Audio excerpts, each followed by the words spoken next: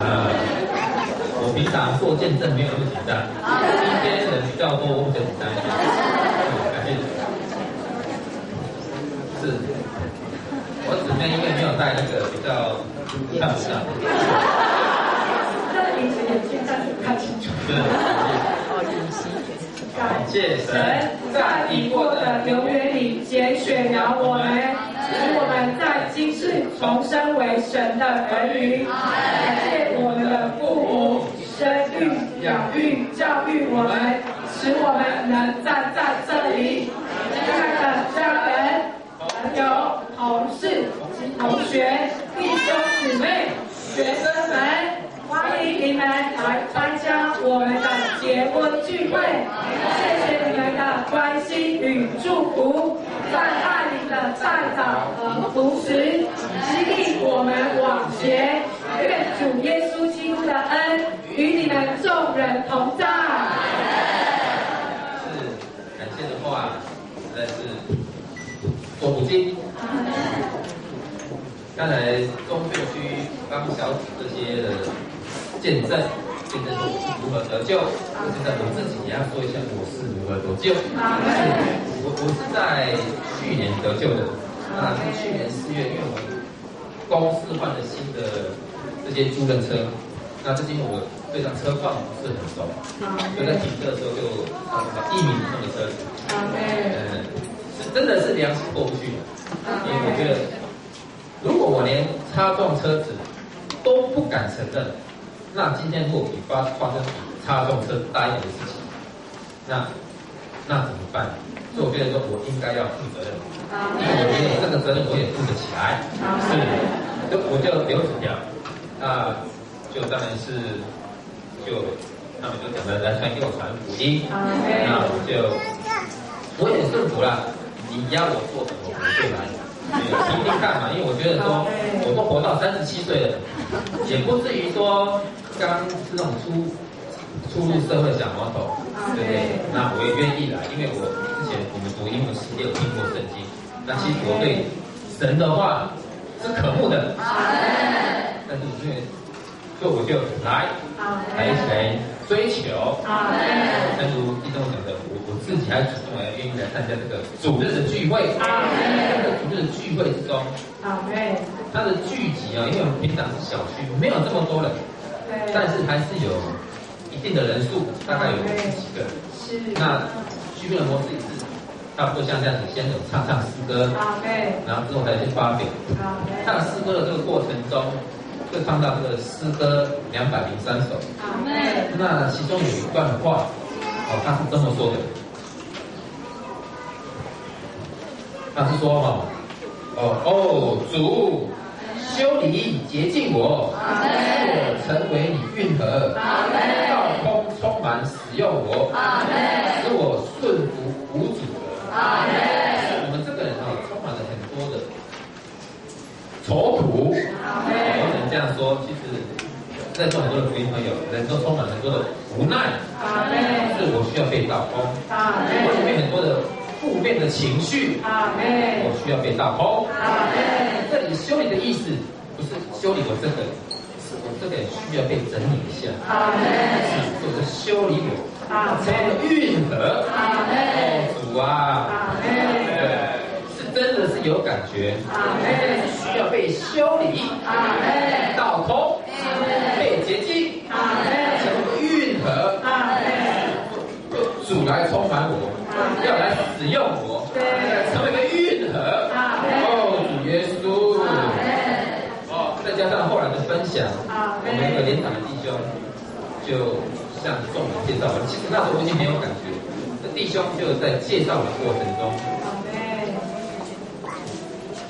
称赞我这一个人说是个良心。我自己是觉得你的感觉已经到了，是真的很有感觉。常常我原本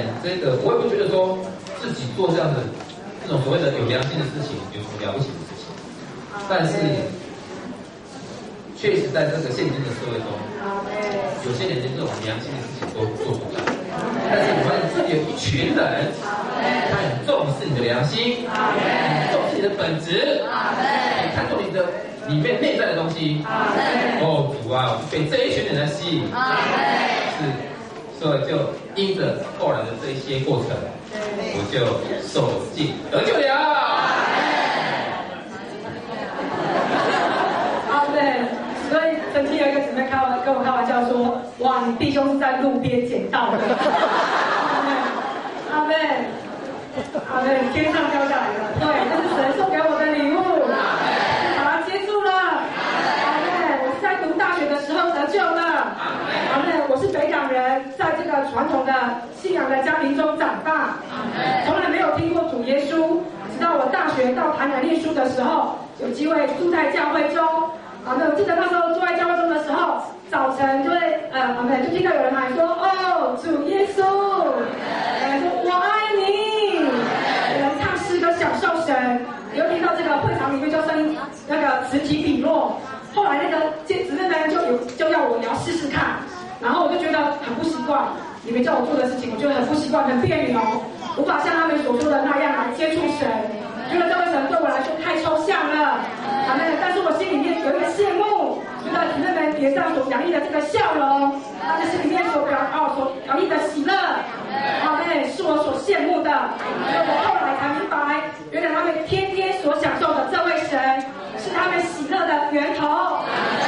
所以我在入住姊妹之家1个月之后，我就受尽得救了，一般亲近爱主的同伴过喜乐的教会生活。感谢主。由于弟兄也知道我37岁了，那时候是36岁，对，而且我单身，对，然后我的一边我是在环保局工作，那一边我是准备考公职，我就鼓励我说，不只是在工作的事上，你要为了你的婚姻向主好好的祷告。但是因为我的天长就觉得，以往的经验觉得说，如果你有一份公务员的工作应该是找对象会比较容易啦，我就想很多人大概都有这样的想法，因为在台湾大概就是跟着你，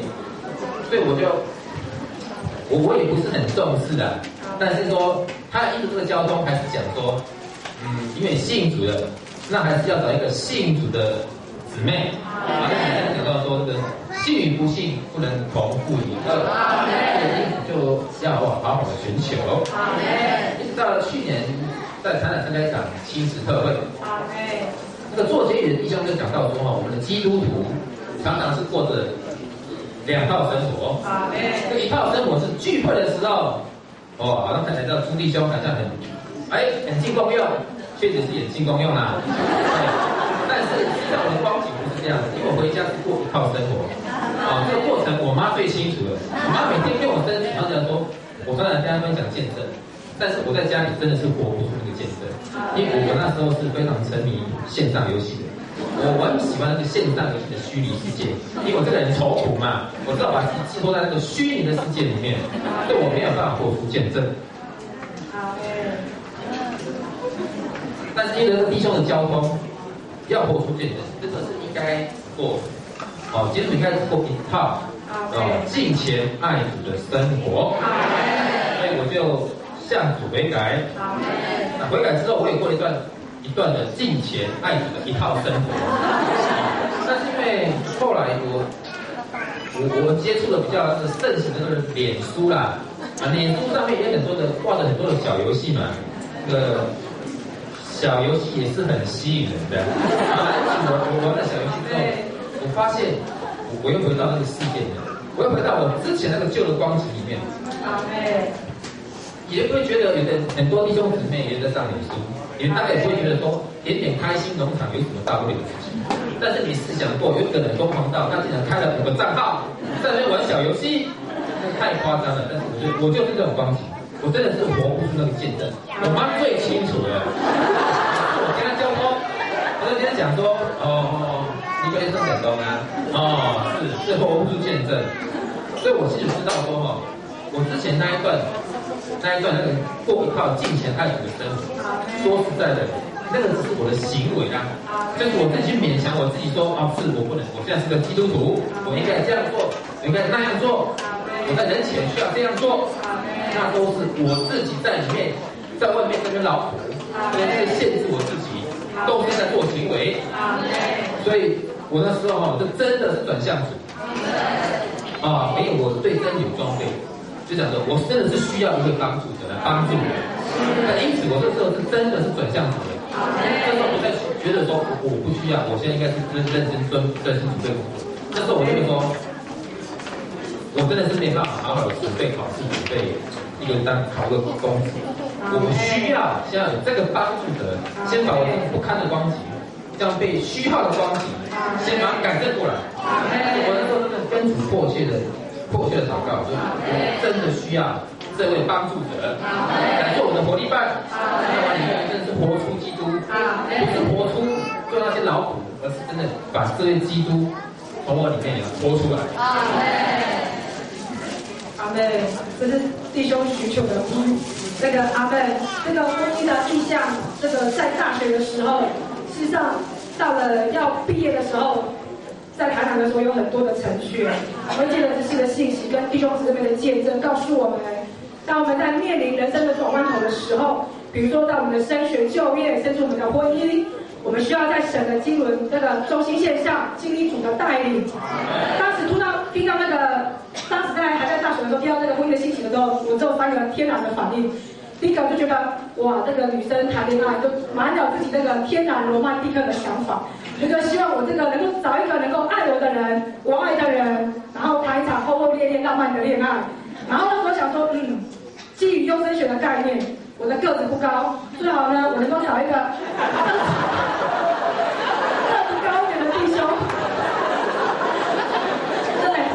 然后这个是我第一个反应，自己天然人的想法。第二个反应，那时候心里面有个羡慕，在那时候在大学的时候，在学生区里面有3个家从社区里面分别出来，陪我们大专生各样的聚集，邀我们到他们家去吃饭，一个他们的照顾，我里面就有个羡慕，以后我的家也要像他们一样，夫妻能够一同享受主，一同过教会生活，一同的配搭服侍。我第3个反应是觉得，大学毕业好像还很年轻，这个好像婚姻好像离我还很遥远，所以我就没有把它放在心上。但是随着毕业年纪渐长，开始为自己的婚姻会着急，开始认真的向主祷告寻求，盼望像以撒一样，经有这个老仆人的介绍与陪同，我能够在婚姻这件事上经历的正确。于是我再次向主真心奉献我的婚姻。我跟主说，主啊，我要因为爱主，爱我，能够顾到彼此家人的弟兄，我们向着主的心愿是相当的。我们夫妻能够一同的享受主，一同的过教会生活，有任意服侍的灵，愿意把家打开。阿妹，对啊，另外我也害怕，我在这个如果进入这个能够有人介绍进入这个交往的过程里面，我怕我自己会。女生很容易陷入感情的那个感觉里面，我就跟主有一首诗歌281首，就跟主祷告说，主啊，可不在我交通的过程里面，主啊，愿我爱你更深，主彼此求恳，成全此心。我现在是羡慕爱主更深。阿妹，如果在这个交往的过程里面，我的眼目能够更多的对准主。阿妹，不是我自己天然的情感里面的天然跟贤学，